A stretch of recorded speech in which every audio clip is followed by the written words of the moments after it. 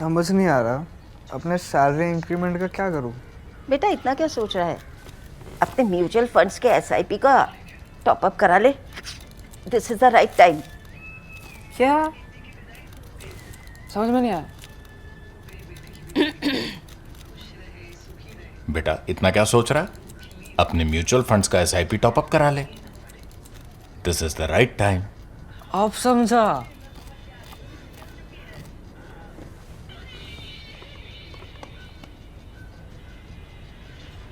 Mutual fund investments are subject to market risks. Read all scheme-related documents carefully. In coming weeks, India and China have said National Security Advisor Ajit Doval and Foreign Minister Wang Yi will again begin border talks based on 10 points of consensus.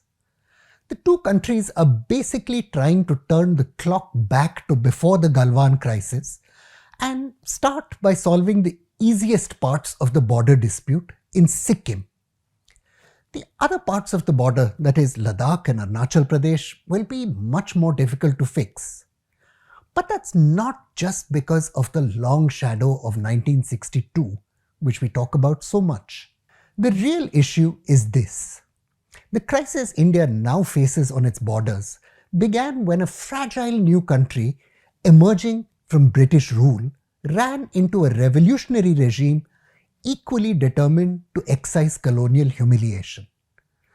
That's the complex story leaders in both countries need to be explaining to their people if progress is to be made. Hi and welcome to this episode of ThePrint Security Code. That's the story I'm going to be telling you today. The shadow of the People's Liberation Army already over Lhasa, Major Zorawar Chand Bakshi stood before the army that was being assembled to guard the roof of the world.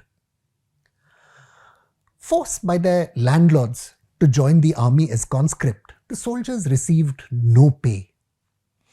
The new Tibetan soldiers Major Bakshi recorded in the autumn of 1949 have no hesitation in looting the civilians in the villages through which he happens to pass. Rape is common and obviously allowed by the officers. Tides of patients ravaged by venereal disease swept through the Indian-run hospitals at Lhasa, Gyantse and Yato. For Bakshi, sent to Tibet by the Indian government on a secret mission to see if Tibet could be helped to resist Chinese occupation, it seemed they were seeing a society in the last throes of embracing its own annihilation. The soldiers seemed to have contempt for their commanders known as Magchis and Depons, who were handed charge of units simply by demonstrating their ability to salute with a ceremonial sword. The standard of turnout and discipline is shocking, Major Bakshi recorded. The soldier does not seem to wash himself and his clothes. Last week, when India and China agreed to begin the border negotiations based on the 10-point agreed framework, they focused on a term called early harvest. What does early harvest mean? It means settling disputes first in areas like Sikkim, where there is more or less an agreed border. The ugly shadow of 1962, though, hangs over more perilous borders like in Arunachal Pradesh and especially the monastery of Tawang. The truth, however, is that the entire region's geography was fundamentally reshaped when the People's Liberation Army's troops arrived in Tibet in 1951. 1962 changed the reality of power forever. Few in India now remain to talk about what happened in 1951. Yet that conversation and the lessons about power it ought to have taught India are key to guiding the painful compromises that lie ahead. Even before the 1951 invasion, India was supplying weapons and sending officers to train Tibetan forces. Thousands of automatic weapons and rifles were made available by the government of India in the last months of 1949. But the task was hopeless. Field Marshal K.M. Cariappa, former spy chief B.N. Malik has written in his memoirs, flatly told Prime Minister Jawaharlal Nehru he couldn't spare more than a battalion of troops for Tibet, given the situation on the borders with Pakistan and of course the raging left-wing insurgency in Telangana. Arthur Hopkinson, who arrived as the Indian political officer in Lhasa, saw the writing on the wall. Fresh troops arriving in the spring of 1947 as escorts reliefs had been told that they would be the last in a succession of over 40 years, he wrote. The Indian Foreign Office refused to send up an officer for the training that was essential if continuity was to be preserved. To Major Bakshi, it seemed clear that Tibet's theocratic society had ceased to function by this time. There is no written law, he observed. Officials can award any punishment they like to the accused. The most common punishment is to simply clip off the ears of the accused. Lawrence Waddell, a British civil servant who had visited Lhasa much earlier in 1905, had seen much the same. And this is what he wrote. Their eyes gouged out, alleged criminals roamed the street begging for alms. The victims included men who had helped Indian spy and philosopher Sarat Chandra Das infiltrate the Potala back in 1881. Their servants, Waddell recorded, were barbarously mutilated, their hands and feet cut off and the eyes gouged out. There had been no interest in British colonial India to build the rudiments of a modern civil society in Tibet of the kind that happened elsewhere in British India. And even though independent India asserted its rights as the successor state of the British, it simply did not have the means to assert its will. Torn by partition violence, war, and the half-dozen insurgencies within, hopes to influence Tibet were quite untethered from reality. In some parts of the border, officers acted on their own to assert India's territorial claims though. Led by the young Naga officer Major Bob Kathing, the governor of Assam, Jairam Das Daulatram, ordered troops to take over the monastery of Tawang. The monastery lay on the Indian side of the McMahon line, the British-drawn border, but had not until then been held by India. Local Tibetan monks protested furiously, but to no avail. India was very firm. From 1954 onwards, India tried hard to lay the foundations for a post-colonial relationship with what was now Chinese-controlled Tibet. A trade agreement was signed in 1954, giving up special concessions India had enjoyed as a result of the Anglo-Tibetan Secret Convention of 1914, and new rules were laid down for traders and pilgrims. There was also an annex, historian Karnakar Gupta writes, committing to discontinue Indian Army military escorts for traders and officials, which had been stationed in Lhasa for the best part of a century. India also agreed to hand over telegraph offices and guest houses once run by the British to Chinese authorities. Prime Minister Jawaharlal Nehru, though, had also become increasingly concerned about China's real intentions.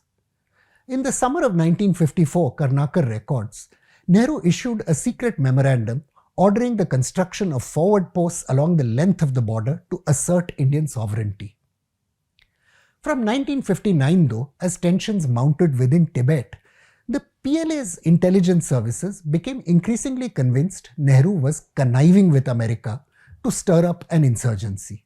In November 1958, the historian Cloud R.P. writes, the PLA reported that the CIA had sent 226 horses loaded with weapons and ammunition from India to southern Tibet, crossing over from Tawang. The next year, supplies were alleged to have been routed through Nepal for Kham insurgents on the other side of the border, that is in Tibet. The CIA, it's well known now from the work of scholars Keith Conboy and James Morrison, was also running flights from Bangladesh to drop supplies for Tibetan insurgents. Flights India had no aircraft to interdict, but also did not protest or publicize. Khampa insurgents were also trained in the United States itself. The jostling for territorial advantage along the border led in 1959 to an Indian patrol led by Deputy Central Intelligence Officer Karam Singh being ambushed as it entered the mouth of the Khograng Sangpo River, close to where the line of actual control in Ladakh now runs. 10 police personnel were killed and 7 taken prisoner. For decades, there have been sensible ideas on how to move forward from the tragedy that followed. In the build-up to the 1960 Nehru-Zhou Enlai summit, historian Srinath Raghavan has recorded, both sides considered serious concessions.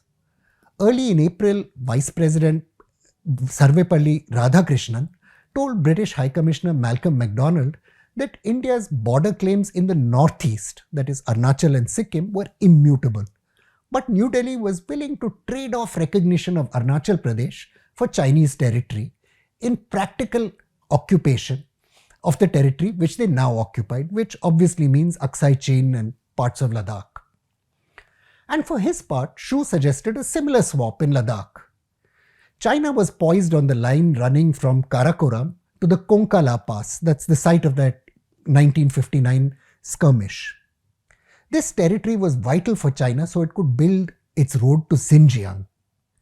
In return, Shu said, China would consider giving up its claims to Arunachal Pradesh, thus giving India strategic depth in the northeast. There have been several iterations of this idea in the decades since.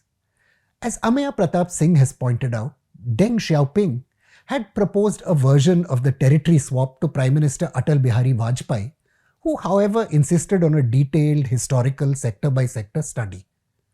Prime Minister Morarji Desai's weak government was in no position to push through a political settlement, and in any case, the idea dissolved among the Sumdorong-Chu clashes in 1986. The deal was again offered by Deng to Indian Prime Minister Rajiv Gandhi in 1988. For progress, Indian leaders will have to prepare their public for the prospect of give and take, for concession of territory India never really held. Just the same, Chinese leaders will have to explain to their people that Arunachal Pradesh and Tawang in particular were never China's. The stakes of the relationship between the two countries are just too high to be hijacked by colonial era ideas of nationhood and the many tragedies which have flowed from hanging on to the crisis the British left us. I'm Praveen Swami and I'm a contributing editor to ThePrint. Thank you for watching this episode of Security Code.